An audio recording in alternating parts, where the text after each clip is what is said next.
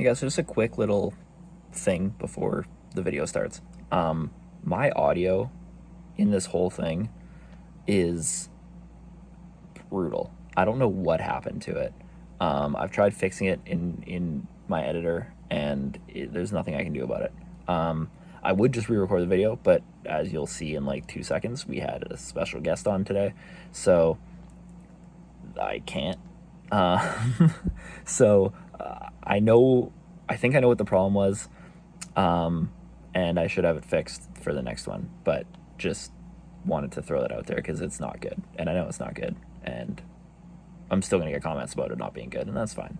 But yeah, so there's that. Anyway, enjoy the video. All right, guys, welcome back to team number 22 on my off-season deep dive series. 22. Let's go with 22. Today we have a special guest. This is something that I've been kind of teasing on Instagram for a bit. I have a bunch of people lined up for particular videos, and yeah, I'll let him introduce himself, and then we'll kind of dive into the off season for the Detroit Red Wings. What's going on, guys? My name is Jack. I have been around for a little while on hockey social media for the past few years, and at this point, I've been writing articles for the Tampa Bay Lightning and looking to further my career there. And if you want to find me, you can follow me at jpal_analyst on Instagram and Twitter. So I'm excited to be here to talk about one of the divisional rivals, the Red Wings, today. Yeah, we're excited to have you. Like I said, we have a bunch of people. Well, not a bunch, but I have a good probably third of these deep dives lined up for guests, and yeah, it's going to follow the same kind of format that we usually do, where we're going to go through the offseason moves, the offense, the defense, and the goaltending. But we'll just have another voice here, so you guys aren't just listening to me for half an hour. So moving on to the offseason moves first. The forward core, they go out and they add Tyler Mott, they add Vladimir Tarasenko. They lose David Perron, Daniel Sprong, and Robbie Fabry. I have this group as downgraded. Uh, Jack, what do you think of kind of I guess more of the departures on this team Yeah, I and how it's going to definitely say affect them? this. Yeah, I definitely say this forward group is downgraded here, mainly because of the scoring depth that this team is going to lose out on with guys like Daniel Sprong, who they plugged in the bottom six and was able to get 20 goal seasons from. I really think they're going to take a hit. And moving on with that, they add guys like Tarasenko, who won't really address their issues that we saw last season as much. So definitely a downgrade on the forward end for Detroit. Yeah, defensively, I have them at slightly downgraded. They bring in Eric Gustafson, who we both really like, and I think everybody in the analytics community has liked for years pretty well. They also bring in William Lagesson.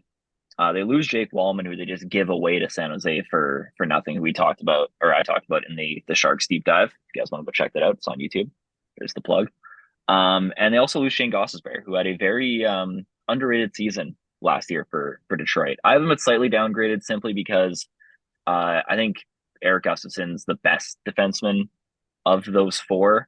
Um, and for as underrated as Shane Gosper was, he didn't play like a massive role on this team. So you can replace in theory Gustafson with Wallman, and then Goss's spare can kind of be made up with kind of everything else. I mean, Simon Evanson's going to get a bigger role too. So yeah, I have them at slightly downgraded. That's the rationale behind it. Yeah, Jack, what do you think about Yeah, I who they completely agree lost? with you there on the defense. I would say Eric Gustafson is definitely the most favorable option out of the four that you just discussed.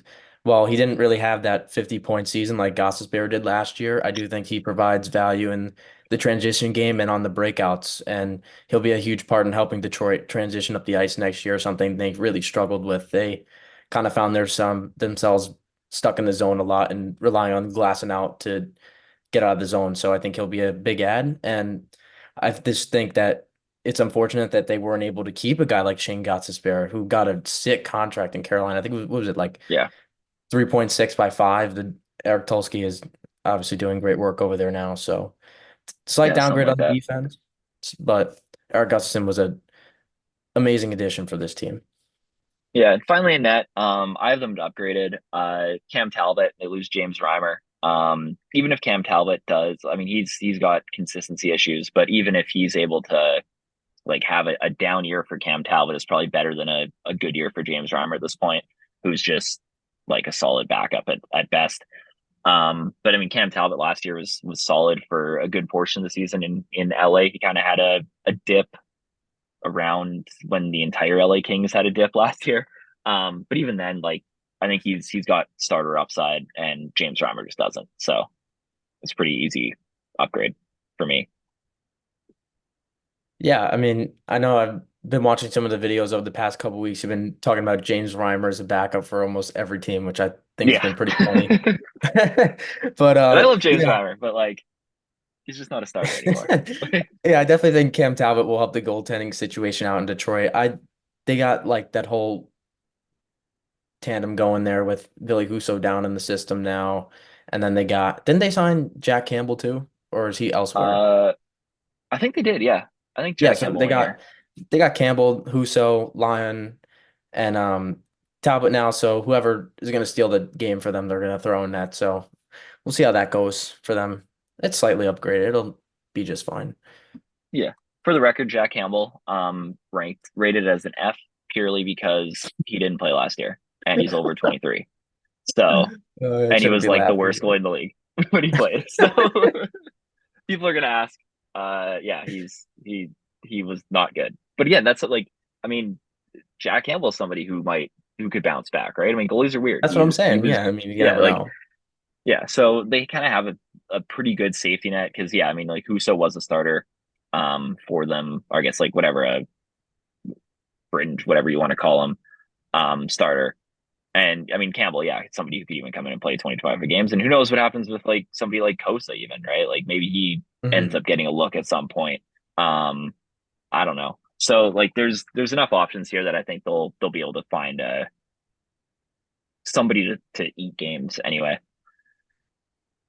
So yeah, moving on to the forwards now. This unit is tied for 16th. Um, and I'm gonna forget to address this. So Tyler Mott should not be a D minus. He is a D. I got it. Yeah. Anyway, so there's that, but they're still tied for 16th. So just wanted to throw that out there. Anyway, dive into this forward core. Dylan Larkin's my highest rated player on the score. I have him at A minus, and Dylan Larkin's somebody who I don't think gets talked about enough as like a true number one center. He just got that pretty lucrative contract. I think it was last summer or 2 summers ago. Um, and he's been kind of the only mainstay on this roster. I mean, he's been the longest serving Red Wing on this team, and he's somebody that I think really kind of has stepped into his own the last couple of years, especially where there might have been concerns about him being able to be like a true number one center maybe like 3 years ago, but especially now, I mean, he's found super good chemistry with Lucas Raymond, especially in their rookie season.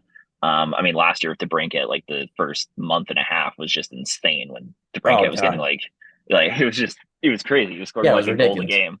Um, I don't think that's going to be repeatable over like the course of a season, and it wasn't last year either. But like, I think you have a very solid first line, and I guess we can kind of just talk about all three of them because they're the three highlighted players. But like, I think Detroit's finally found like their top line, and for all the concerns I have about this forward core, later, I think that's definitely the biggest positive on this team is is their first line for sure.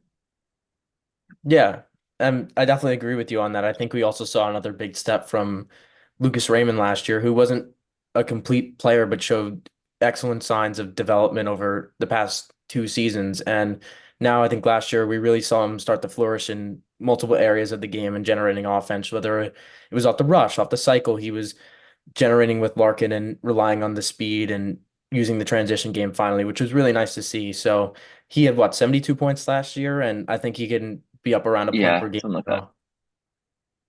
And Yeah, I then think it's 72. again for Larkin, he got that contract. I think he's making 8-7, if Yeah, I'm not mistaken. And yeah, I mean he looked great last year. Detroit definitely suffered when he was out of the lineup, as we saw their record plummeted without him. And DeBrincat had a solid first year in Detroit. Definitely started on a heater over there with Larkin, and I think he'll be a solid 70-point guy around a point per game. Definitely a good finishing talent for the team. yeah. The second line for this team is kind of interesting because Like if this was 2016, it would be insane. Um, but unfortunately, it's not. And it's Tarasenko, Comfer, and Kane, which is again what Daily Faceoff has. That's where I'm getting my lines from. I've gotten a couple comments about that. I addressed the last video. People don't listen. But um, yeah, like the top six, I just feel has so much. And even if you want to throw like the third line, like you kind of want to talk about like guys like Andrew Kopp in there too, is kind of part of that middle six group because he's rated similarly and can easily play in a second line role for this team. I just feel like there's too much volatility in everything else here. Like there's so many question marks. I mean, Tarasenko had a solid year last year, for what he was, but like as your fourth best forward, are you feeling confident that that's like a solid playoff team? I mean, JT Compher and Andrew Kopp are very similar players. Um, and I mean, Patrick Kane's Patrick Kane, right? Like you're going to get where you're going to get. You're going to get a guy who's going to shoot, you know, 11-ish%. I think he shot 13 last year.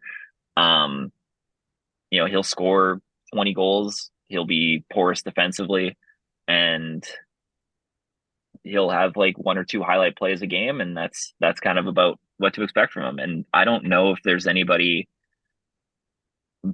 below that on this team that can really fit this top six as like a secure option. And that's where I have concerns.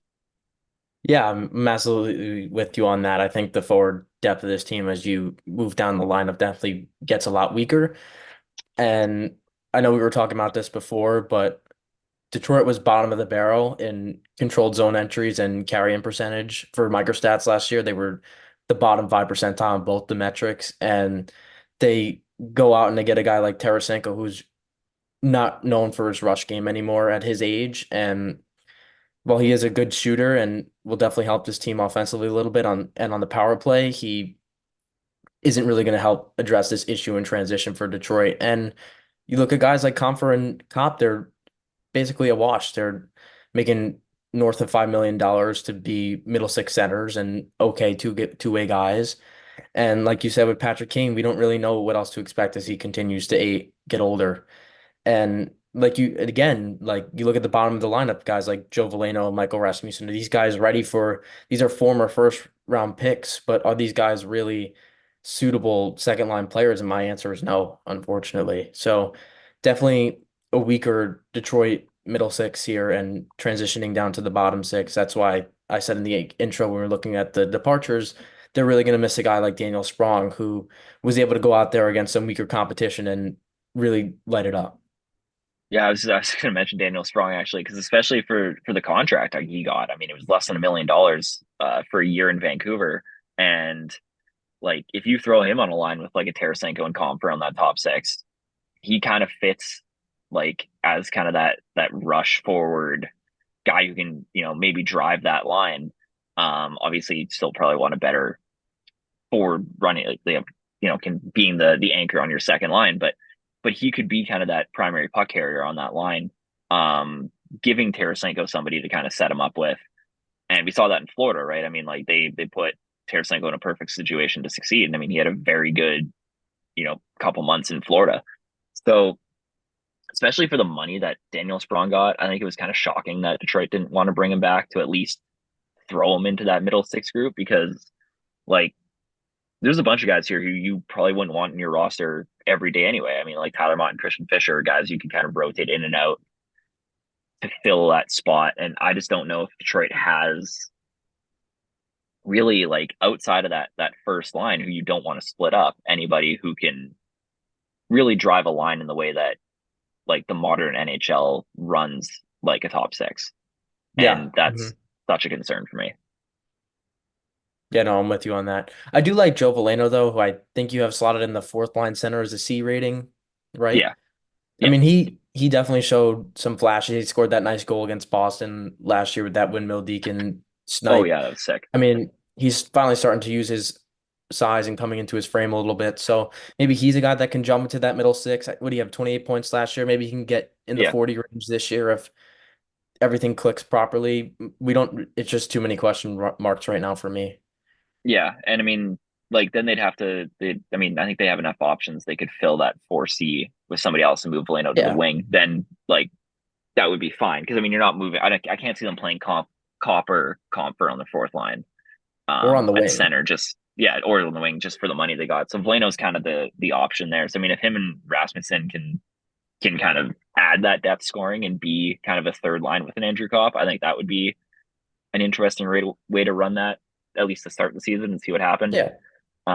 But even at that point, like I'd probably just slide Kane down to the third line and throw Veleno on the second and just see what happens, right? Like this team's in a position where they can experiment a little bit, but I mean, Detroit has also spent a ton of money in the last couple off seasons, and they clearly want to compete. And I don't know if this forward core is good enough, especially in an Eastern Conference that's gotten better, um, to be pushing for like a wild card spot. And paired with their shooting percentage last year, which was second best in the league, I don't know if that's repeatable either. Yeah. With that insane shooting that they got last season, they still managed to miss the playoffs. Granted, it Yeah, was close, but they still they were fighting for the spot. yeah. I So mean, Vancouver was number one in shooting percentage, and they were like the best team in the Western Conference. So that's kind of to compare another team that I think is going to have a pretty drastic shooting percentage drop off. Obviously, this video is not about the Canucks, but like Vancouver was first, and they won the West. Like Detroit was second, and they missed the playoffs. So yeah. that just kind of gives you an idea for where this team is right now, especially with the upgrades they made. But moving on to the defense for this team, this is going to be tough for Red Wings fans to listen to, because this blue line is, I think, the worst unit on this Uh, team by uh, pretty decent margin. They're tied for yeah. 25th in the NHL, based on my rankings. And let's start with the positives, because there's two big positives. Well, maybe three big positives on this defense that I really like. Mort Seider's the first one, who point wise has kind of hit a wall. He's been, the same. Uh, he's at the same point total as the last 2 years after 50 his rookie season, and I know some people are concerned about that, but his role has also been significantly increased. He's playing a lot more defensive minutes, and that's going to only get tougher now because they lost Jake Wallman, who was also a guy who ate a lot of those minutes, and didn't really replace him with anybody. But yeah, I mean, Mort Seider's just he he looks like a top pair defenseman at this point, and he's definitely going to have to be with this unit. I also really like Eric Gustafsson, who we mentioned earlier. My concern about Eric Gustafsson is that I don't know if Detroit's going to use him in the same way that he was used for a good portion of the season in New York, which Eric Gustafsson really only got that opportunity because of the Adam Fox injury. And he ran with it. I mean, he showed everybody why the microstat and community has loved Eric Gustafsson for basically forever. And I mean, Simon Edvinsson is the other piece on this defense that I expect to have a much better year. I mean, he only played 16 games last season, so there wasn't a whole lot to go on, but I think it was a solid debut for him, and I mean, he's gonna be asked to do a lot this year too. Yeah, definitely. I'm excited for Eric Gustafsson. He was one of my favorite players in New York last year. He was an absolute pleasure to watch, especially when he got in that top four and on that Rangers power play. Yeah. I'm gonna throw a quick question back at you, actually. Would Mhm. you, for the Detroit's first power play unit, are you starting with Moritz Seider or Eric Gustafsson on that first unit on opening night? I I feel like you have to go Sider just based on the fact that like he's your guy. Um, I don't know if Eric Gustafsson's not the better option. Um, but I think you run it with Sider, and you probably have what, like Tarasenko on the point with him, uh, and then like the top line. I feel like that's probably the unit that they go with. They might use Kane on his off wing. Yeah, yeah, they can do that too. Um, I feel like giving Gustafsson a guy like Patrick Kane on like a power play unit would be fun though. Yeah, I mean they did in Chicago, So right? yeah, I mean, yeah, exactly, it's true. Yeah, so like that could be there could be something there too. So I don't know. I mean, there's definitely they have their two power play guys for sure, and I just really hope they don't throw Jeff Petrie on the second power play unit instead. Yeah, hopefully which not. I feel like could like I don't think there's a non-zero chance that that happens. Um, just because of like the money and because Eric Gustafson seems to get left behind everywhere he goes.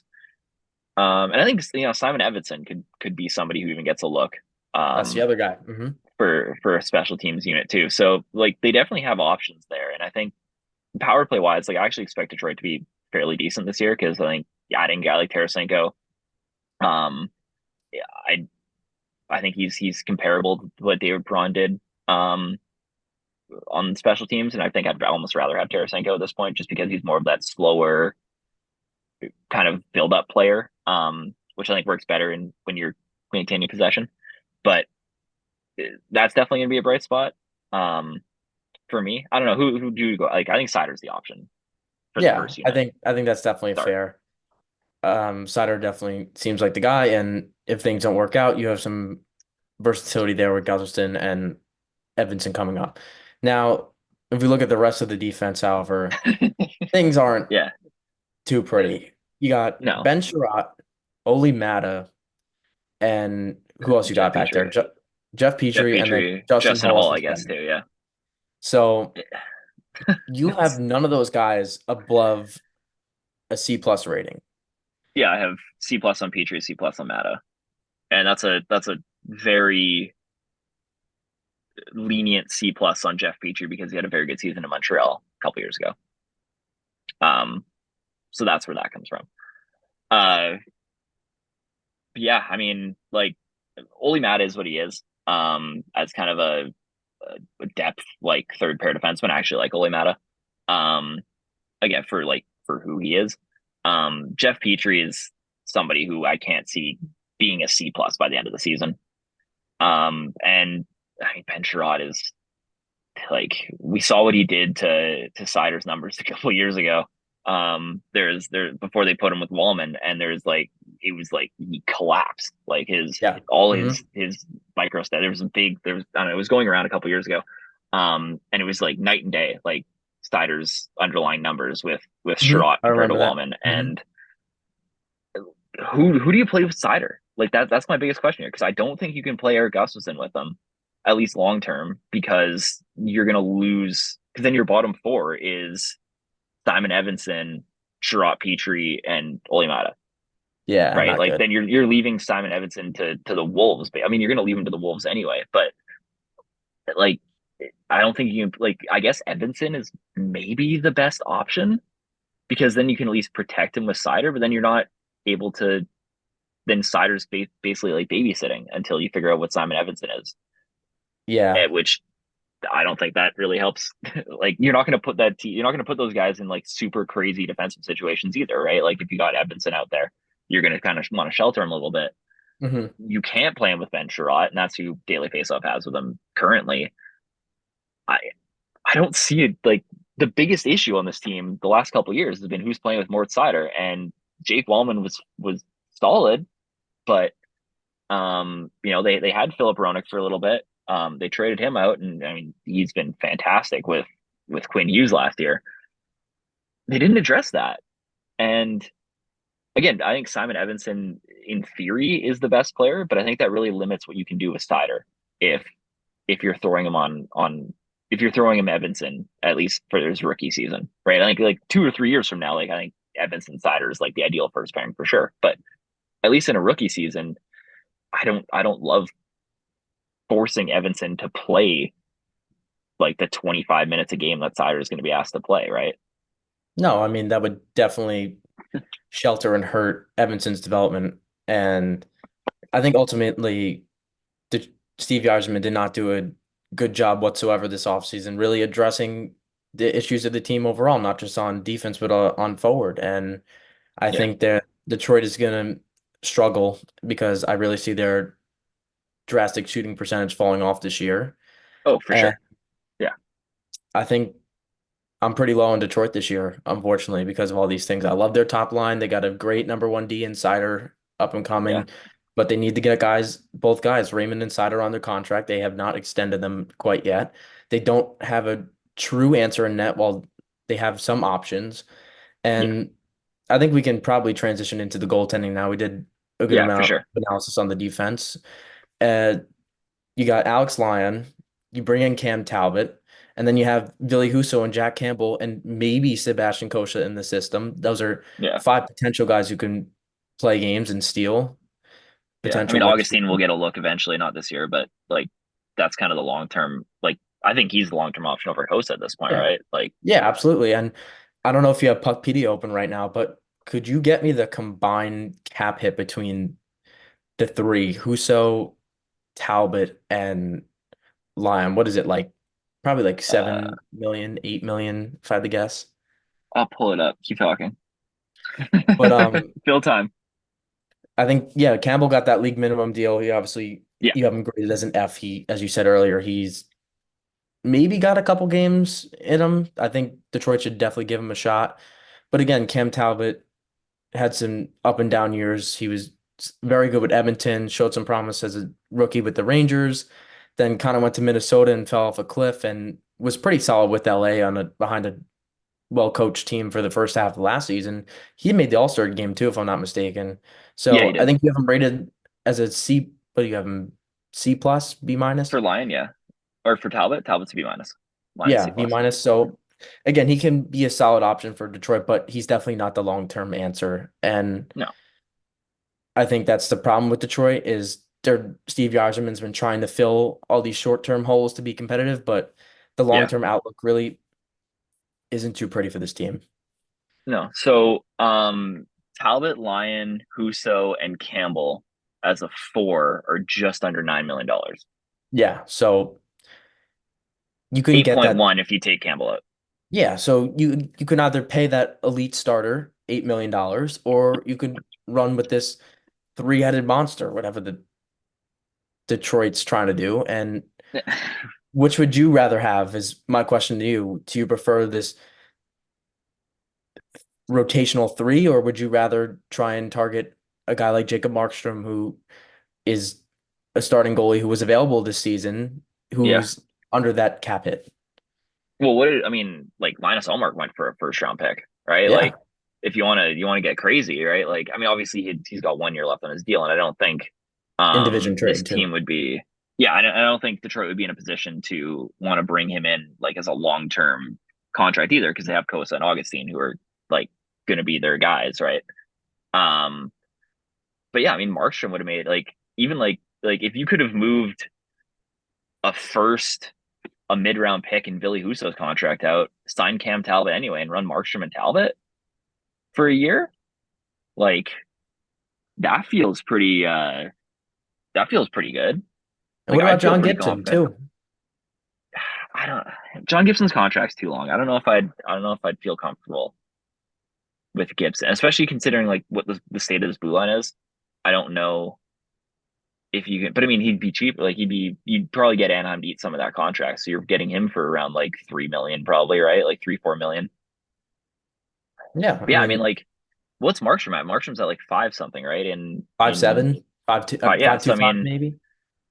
if you move out the four from Huso, right? Like, and you just don't sign Campbell for 700K, like you're basically paying the same amount for Lyon, Talbot, and Markstrom that you were for that you are for your goaltending tandem now, and it would be significantly better, right? Like, I mean, like I voters didn't, but I had Markstrom as like a dark horse Vezina person last year. I think I had him like third or fourth, like on my Hmm. rankings.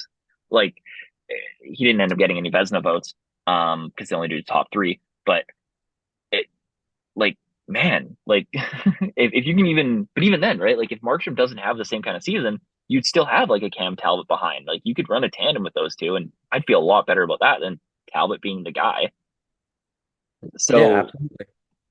it just feels like there's been so many. I mean, even you look to the Jake Wallman trade, right? Like you don't think Calgary would have taken a Jake Wallman in a move like that instead of having to Yeah. throw in a pick, right? Like what if you move Jake Wallman a first and Husso's contract out for Markstrom, right? Like that's a better trade than what they got for Mark for Wallman. They got nothing, right? So I don't know. I feel like there was so many missed opportunities for this team, and it's kind of been that way through the whole Yzerman plan, where they kind of took their shot a couple years ago and it didn't work, and then they took another shot last year and it didn't really work.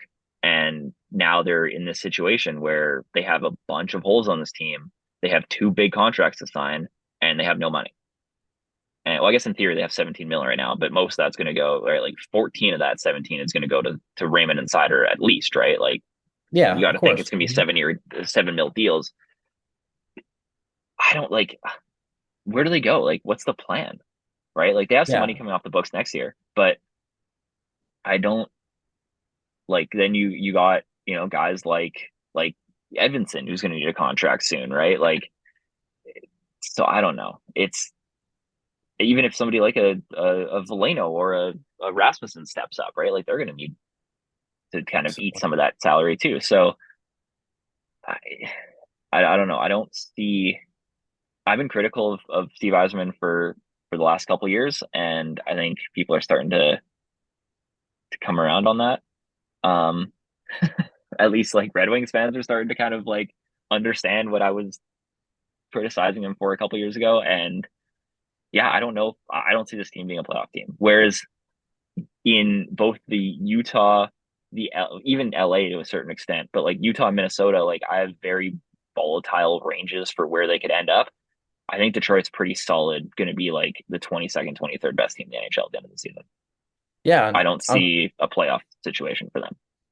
I'm completely with you on that. I could see them finishing as low as seventh in this division. I think Buffalo and Ottawa Yeah, could easily jump up over them. They made some decent moves this offseason, and their young players are going to continue to get better.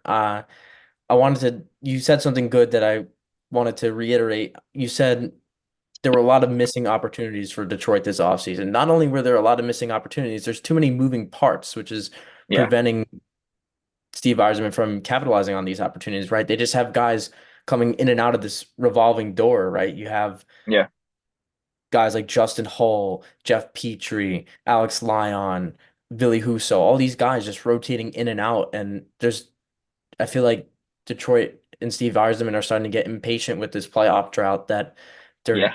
just making moves for the sake of making moves at this point. And Well, like it even the sucks. top six, right? Like Yeah, Tarasenko and Kane are both hired guns, basically, right? Like they're there to fill a hole until somebody comes, until you hope somebody can fill that spot, and exactly. like that works if you're Florida. Um, it doesn't really work if that's your only option, basically.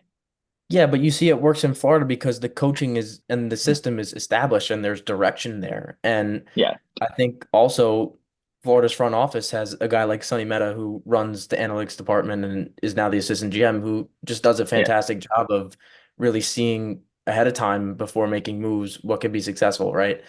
yeah, Quickly, we'll look at a guy like Brandon Montour who was a former early pick and had some up and down years over in Anaheim and Buffalo. And then you saw once he was paired with that true rush defender, he gets to Florida and is paired with guys like Nico Mikkola who defend the rush pretty well.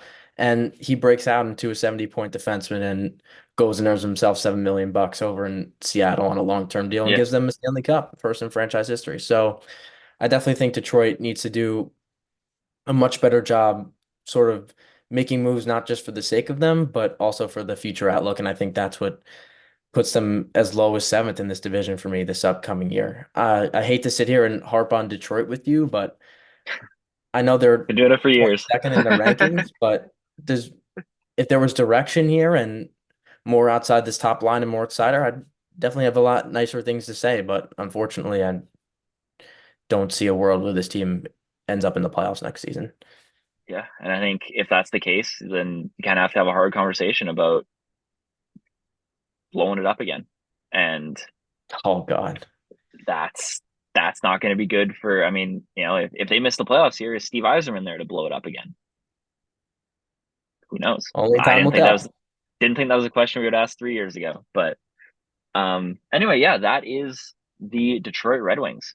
Um, yeah, Jack, quickly, if you want to plug yourself again, Yeah, before I we get plugged out of at the here, start of the video, but I'm on Instagram and Twitter, jpal_analyst. I write articles for the Lightning. I'm hoping to be back here for the Lightning preview as well. Definitely looking forward to that that's the one. plan.